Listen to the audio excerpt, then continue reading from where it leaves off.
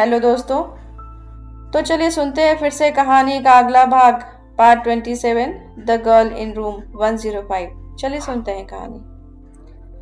अगर बोलते समय थूक उछालना चंदन का प्रिय हथियार था, तो उस दिन वह एक ऐसे फायरमैन की तरह बन गया था जिसकी आग बुझाने वाली दमकल नियंत्रण से बाहर हो गई हो।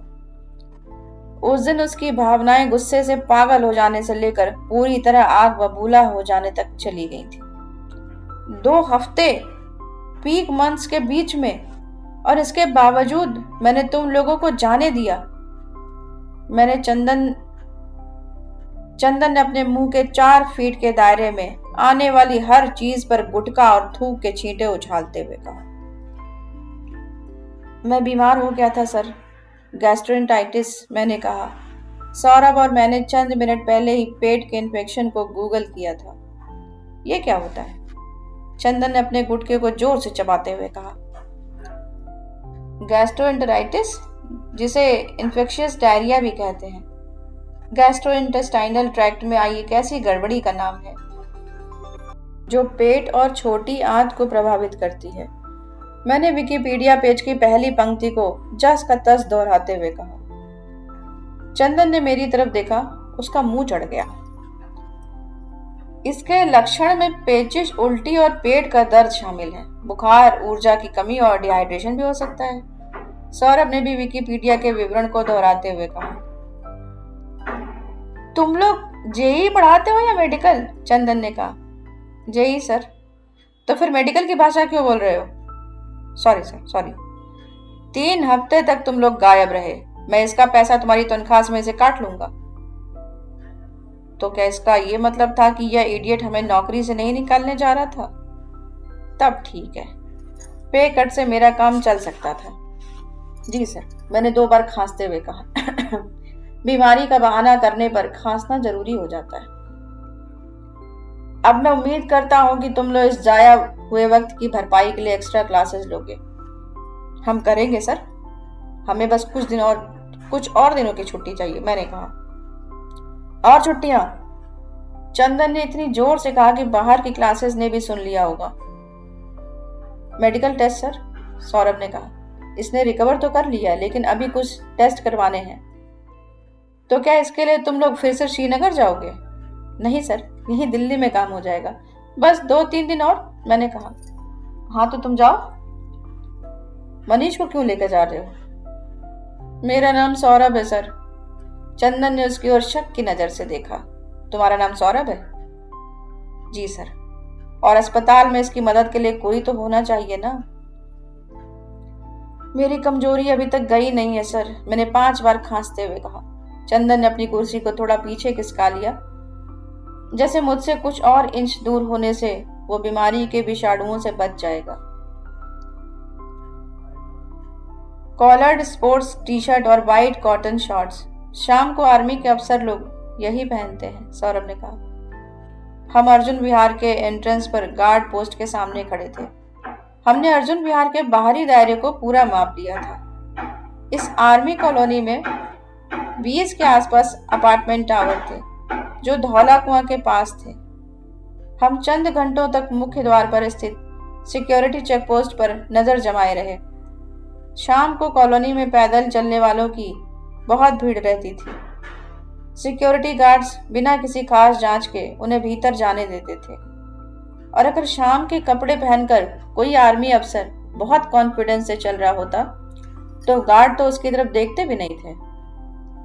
महिलाएं और बच्चे बिना किसी मुश्किल के आ जा रहे थे। समस्या केवल उन लोगों को हो रही थी जो दिखने में ही फौजी जैसे नहीं लगते थे। उन्हें सिक्योरिटी गेट पर रोककर उनसे पूछताछ की जाती थी। चलो सही कपड़े पहनकर आते हैं, मैंने कहा। 3 दिन बाद मैं और सौरभ एक बार फिर अर्जुन विहार के मुख्य द्वार पर थे। हम अलग अलग दिशाओं से पर एक ही समय आए थे। हम दोनों ने दूसरे अफसरों जैसे ही कपड़े पहन रखे थे, कॉलर टी शर्ट और सफेद शॉर्ट्स।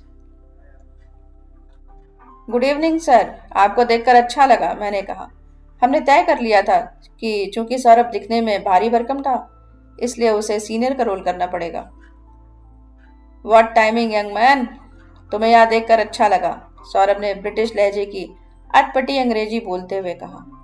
साथ ही वह मेरी पीठ पर जोर जोर से धौल जमा रहा था, जो कि उसके हिसाब से हर आर्मी कमांडर करता था। बस अभी अभी अपनी इवनिंग वॉक खत्म की है, मैंने कहा।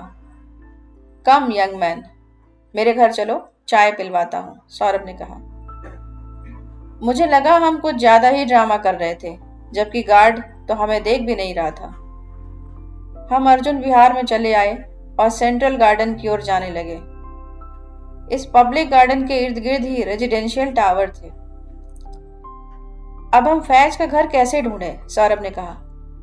उसने कहा था कि उसका घर ग्राउंड फ्लोर पर है, लेकिन यहाँ तो बहुत सारे ग्राउंड फ्लोर फ्लैट्स हैं।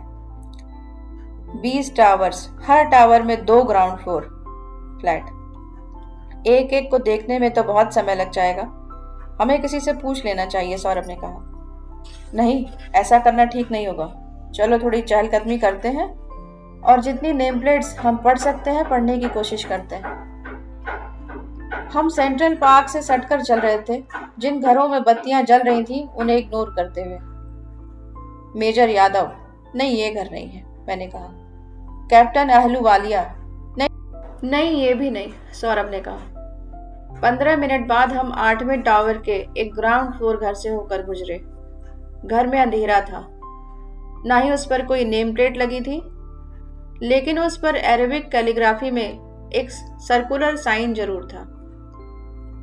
मुझे पता है इसका मतलब क्या होता है। अल्लाह अकबर, यानी गॉड इज ग्रेट। जारा के पास ऐसा ही एक पेंडेंट था, मैंने कहा। तो यह किसी मुस्लिम का घर है, सौरभ ने कहा। मैंने आसपास देखा, हमारे इर्द गिर्द कोई भी नहीं था। हम अपार्टमेंट एंट्रेंस के पास चले गए। मैंने फ्लैट के गार्डन में देखा, वहां एक डबल स्ट्रोलर रखा था। फैज के जुड़वा बच्चे कितने बड़े थे? मैंने कहा। 3 साल के। ओह, ये डबल स्ट्रोलर तो जुड़वा बच्चों के लिए ही है। तब तो यही वो जगह है। चलो अब चलते हैं। हम अगले संडे फिर आएंगे जब T20 फाइनल है, मैंने कहा। मैच कब शुरू होगा? 8 बजे। हम स्पोर्ट्स वाले कपड़े पहनकर उसी मेथड का इस्तेमाल करते हुए एक बार फिर अर्जुन विहार में घुस गए थे। इस बार हम अपने साथ एक बैकपैक भी ले आए थे। मैच शुरू होने में अभी समय था, इसलिए हम 8वें टावर की 10 मंजिल तक चढ़ गए थे और टेरेस लैंडिंग एरिया के पास इंतजार कर रहे थे। हमने T20 वर्ल्ड कप फाइनल के समय फैज के घर में घुसने का फैसला इसलिए किया था क्योंकि उस समय सभी क्रिकेट के खुमार में मदहोश रहते हैं। बस 1 घंटा और, मैंने कहा। सौरभ अपने फोन पर एक गेम खेलने लगा। मैं कैंडी क्रश के लेवल 300 तक पहुंच गया हूं, उसने कहा। Candy crush? क्यों? टिंडर से दिल भर गया? मैंने कहा। टिंडर की ऐसी की तैसी, सौरभ ने लेजीज को हटाने के लिए अपने फोन की स्क्रीन पर उंगली फिराते हुए कहा। लेकिन पिछले हफ्ते तुम्हें एक टिंडर मैच मिला था ना? वो तो ट्रांस वेजाइस निकला। क्या? मैं जोर से हंस पड़ा। 3 में से तो बुरा सौदा नहीं था, तुम एडजस्ट कर सकते थे, मैंने कहा। चुप रहो। तुम चाहते हो कि फौजी लोग यहाँ आ जाएं और हमारा कचूमर बना दे? सौरभ ने कहा। उसकी आंखें अब भी फोन की स्क्रीन पर जमी थी। 1 घंटे बाद सही समय आ गया था। ध्यान से, मैंने फुसफुसाते हुए कहा। हम दबे कदमों से फैज के गार्डन में घुस गए थे। मैच शुरू हो गया था और पूरी कॉलोनी वीरान लगने लगी थी। मैंने आसपास और ऊपर देखा। अंधेरे में कोई भी नजर नहीं आ रहा था। सौरभ घास पर बैठा और अपना बैकपैक खोल लिया। उसने उसमें से पावर ड्रिल, बैटरी पैक और 3 टॉवल बाहर निकाले। उसने बैटरी पैक को ड्रिल में डाला और पावर ऑन कर दिया। ड्रिल इतनी जोरदार आवाज निकली कि हम दोनों उछल पड़े। डैम, ये तो बहुत आवाज कर रहा है। रुको, सौरभ ने कहा। उसने पावर ड्रिल बंद की और उसके इर्द गिर्द 3 टॉवल लपेट दिए। हम फ्रंट डोर की तरफ बढ़े, जो गार्डन की ओर खुलता था। मैंने लॉक खोजने के लिए अपने फोन की फ्लैशलाइट चालू की। तुम इसे खोल पाओगे? यह डोर नॉब लॉक है, सौरभ ने कहा। हाँ, लेकिन एक बार खोलने के बाद लॉक को बदलना पड़ेगा, नहीं तो फैज जब भी यहाँ लौट कर आएगा वो समझ जाएगा कि इस ताले को तोड़ा गया है। हमें इससे क्या, बस उसे यह पता नहीं चलना चाहिए कि ताला किसने तोड़ा है। वैसे भी वो हाल फिलहाल में तो नहीं आने वाला है। सौरभ ने पावर ड्रिल पर पतला ड्रिल बिट लगाया और उसे की होल में घुसाने लगा। रेडी? उसने कहा। मैंने सिर हिला दिया। उसने ड्रिल चालू कर दी। वो अपने काम में लग गई। अब यह अभी बहुत शोर कर रही है, मैंने कहा। टॉवेल्स बहुत मददगार साबित नहीं हो रहे। बस कुछ सेकंड की बात है, रुको। मुझे लगा कि एक लॉक पिन टूट गई है। अब सौरभ मोटे ड्रिल बिट का इस्तेमाल करने लगा। स्टॉप गोलू, ये बहुत लाउड है। रिलैक्स, सौरभ ने कहा। उसका पूरा ध्यान टॉवल से लिपटी अपनी मशीन पर था। डन। सभी 6 पिन टूट गई। क्या? मैंने कहा। उसने अपनी ड्रिल को फिर से बैकपैक में रख लिया। मैंने अंधेरे में डोर नॉब को पकड़ा। ड्रिलिंग की वजह से वह गर्म हो गया था। मैंने उसे दाएं घुमाया। दरवाजा खुल गया। वेलकम होम हनी, सौरभ ने कहा। हम अंधेरे कमरे में चले आए। हम सब तरफ फोन लाइट को फ्लैश कर रहे थे। मुझे ड्राइंग रूम में वॉर सीन्स की कुछ पेंटिंग्स और एक सोफा दिखाई दिया, लेकिन अंधेरा इतना था कि कुछ और देख पाना मुमकिन नहीं था। अब क्या करें? सौरभ ने कहा। कुछ नहीं, एक बेड ढूंढो और सो जाओ।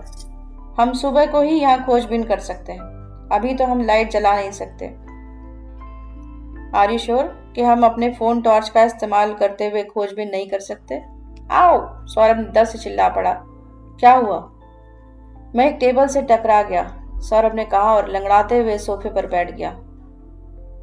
बेडरूम चलो गोलू, हम सुबह तक कुछ नहीं कर सकते। सौरभ मेरे पास लेटा खर्राटे भर रहा था। मेरा सुबह 5 बजे वाला फोन अलार्म बजने लगा। मैं बेड पर बैठ गया और बाहर देखने लगा। इस डर से कि कोई हमें देख लेगा, मैं पूरी रात सो नहीं सका था।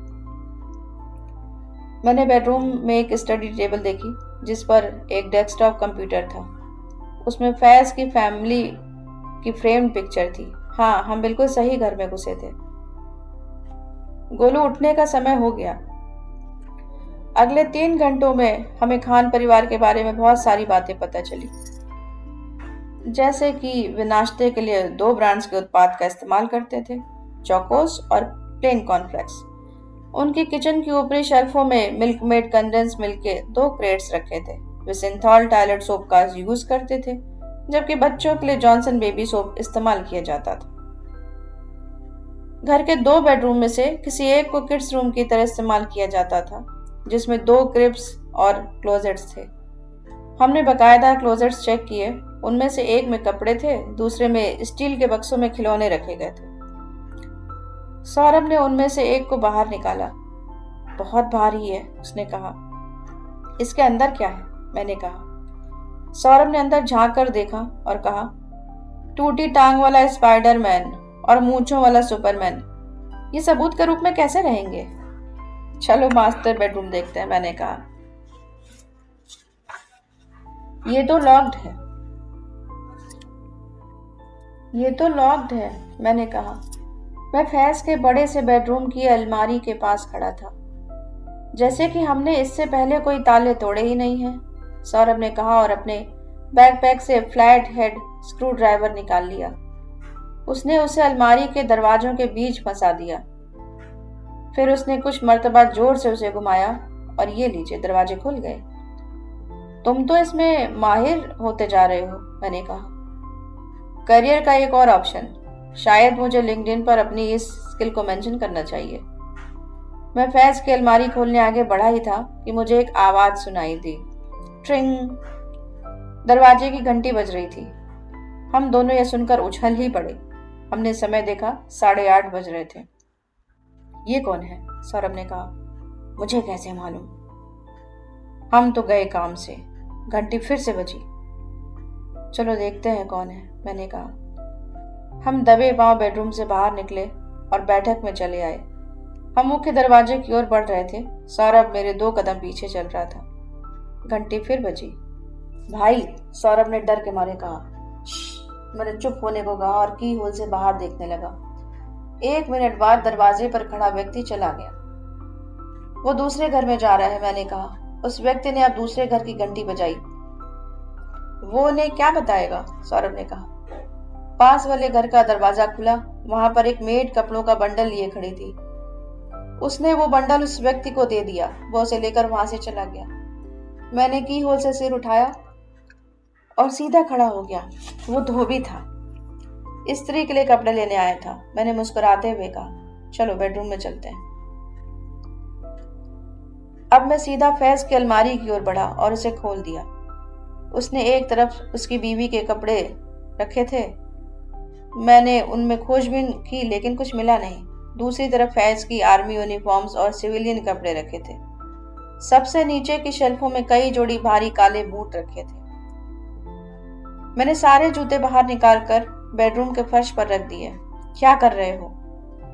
सबसे नीचे की शेल्फ चेक कर रहा हूं, मैंने कहा। जहां जूते रखे थे उनके पीछे मुझे एक स्पोर्ट्स बैग मिला। मैंने उसे बाहर निकाला। उसमें 2 दर्जन टेनिस बॉल्स रखी थी। मैंने अपना हाथ बैग में घुमाया। मुझे कुछ ठंडा और चौकोर महसूस हुआ। मैंने उसे बाहर निकाल लिया। वाह, सौरभ ने कहा। मेरे हाथ में 100 ग्राम का सोने का बिस्किट था। ये असली है? मैंने कहा। हाँ भाई, और भी है क्या? मैंने बैग को उलट दिया। पूरे कमरे में टेनिस की गेंदें बिखर गईं। सोने के 9 और बिस्किट बाहर गिर पड़े। ये 1 किलो सोना है, मैंने कहा। कीमत होगी यही कोई 30 लाख रुपए। आर्मी वालों को इतना पैसा मिलता है? नहीं गोलू, यहाँ पर दाल में बहुत कुछ काला है। तुम क्या कह रहे थे? खिलौनों वाला बक्सा बहुत भारी था। हाँ, क्यों? हम दौड़कर बच्चों वाले कमरे में पहुंचे। खिलौने वाले बक्से में हमें स्पाइडरमैन, सुपरमैन और दूसरे खिलौनों के नीचे 20 और बिस्किट करीने से सजे हुए मिले। जाहिर है वो पार्ले जी के बिस्किट नहीं थे। सब कुछ देश के लिए, मैंने कहा। ये तो बहुत गड़बड़ झाला है। तो क्या ये गलत आदमी है? और शायद यह कातिल भी। गोलू, चलो इसका कंप्यूटर चेक करते हैं। जब सौरभ फैज का कंप्यूटर चालू कर रहा था तो मुझे स्टडी टेबल की 4 दराजें दिखाई दी। हमें इन्हें भी देखना चाहिए, मैंने कहा। यह तो बाबा आदम के जमाने का कंप्यूटर है। बूटअप होने में इतना समय ले रहा है। सौरभ ने कंप्यूटर मॉनिटर पर आंखें जमाए हुए कहा। इसको तो मैं ऐसे हैक करूंगा कि देख लेना। मैं दराजें चेक करने लगा। नीचे की 3 दराजों में स्टेशनरी और दूसरे जरूरी सामान के अलावा कुछ नहीं था, लेकिन ऊपर वाली दराज लॉक्ड थी। इसके लिए चाबी की जरूरत होगी, मैंने कहा। चाबी? सौरभ ने कुटिलता से मुस्कुराते हुए कहा। यह कौन सी चिड़िया का नाम है? उसने अपने ड्रिल की ओर इशारा किया। 2 मिनट बाद ऊपर की वो दराज भी खुल चुकी थी। यहाँ दवाइयां हैं, थोड़ा बहुत कैश, मैंने कहा। और ये, वाह, इतनी सारी प्रेगनेंसी किट्स। क्या? मैं प्रेगा न्यूज के 3 पैकेट निकाले। सौरभ ने एक को खोलकर देखा। उनमें एक प्लास्टिक की स्ट्रिप थी जिसके बीच में आयताकार आकृति।